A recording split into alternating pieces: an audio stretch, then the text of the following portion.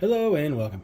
Today we're going to be looking at the Johnson Evinrude manual primer valve, which is this little guy. Pretty overlooked part, but they are expensive. But you can rebuild them, and that's what we're going to do here today. So this is the little nut cap that would hold it onto the bracket.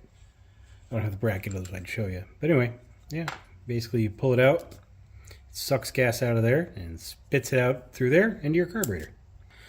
So what we do is we pull this clip off.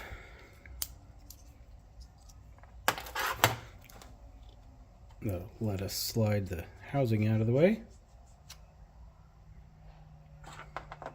Then we can get the plunger out of there.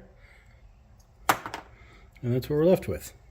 2 O-rings at the base, a spring, broken O-ring up top. And we should have an O-ring right there. Yeah, that's an O-ring. Rock hard, but it's an O-ring. These parts are all available new. There's the part number for the O-rings. If you notice, we have 2 of the same ones, and then 2 different outers. So you're only really getting 3 O-rings. We do have an O-ring right here, which is the O-ring on the knob, but we're not going to worry about that right now. So I have a little O-ring kit here that I got from the auto parts store. Hopefully they match up close enough. We'll see. Probably not. Probably going to have to pause this video and come back to it in a few years. But I know that that one and the broken one are the same, so that's pretty handy. Let's get the broken one out of there. Washer, spring, and pull the good one off the back.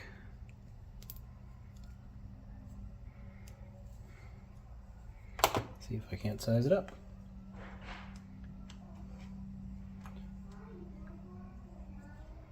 Which looks like I'm going to get pretty lucky.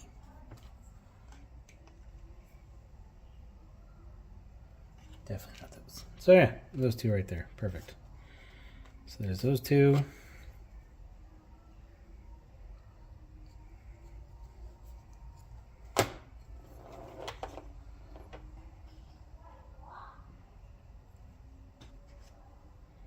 That looks good to me. Then we have the big one.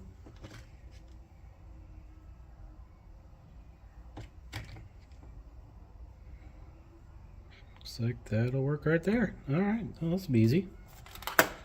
Gonna polish this up. Got some steel wool. So there's more to this thing than meets the eye. There's a little tiny pin in the back, not even an Allen. And if we look through that hole, we can see a tiny little spring. What's it do? I have no idea, but it doesn't go all the way through the hole. Yeah, I don't know why that's there, but hey, it is. So whatever. Anyway, pop some new O-rings on. Looking good so far, I'd say. Pretty sure that went that way. Kids are back there yelling. Don't worry about them. They're probably fine.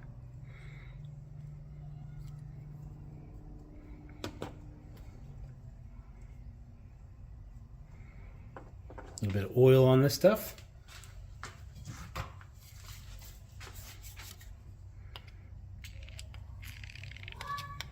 Oh yeah, looks good to me. A little bit of oil. Perfect, perfect, perfect. Slide her back in.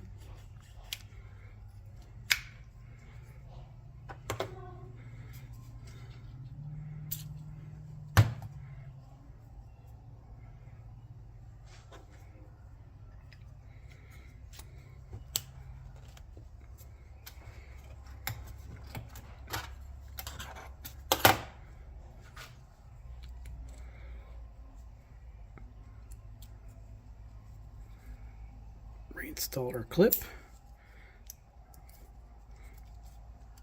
Not coming apart. Give it a wipe down. Okay, got the knob attached for your viewing pleasure. Get this thing primed up a little bit. Leaking everywhere. Perfect. Just what I wanted.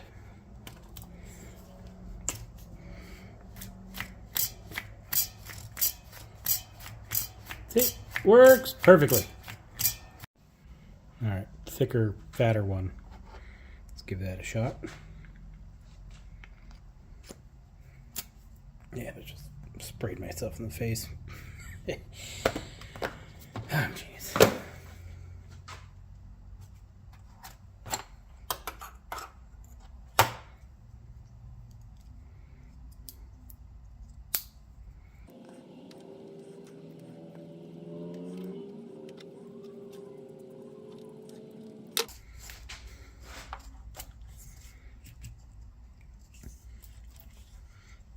Spraying the wall.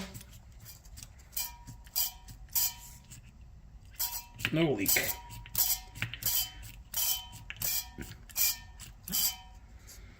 Perfect. Now if you use water to test it, this also becomes a self-cleaning kind of project. Okay, little O-ring troubles, but as you can see, it worked out fine. So you can rebuild or fix these things with a couple of dollars worth of O-rings. Brand new, you can buy the entire thing. It's a low, low price of $112. And of course, by doing it yourself, you probably saved a few $100s by not paying a shop to replace or repair it for you.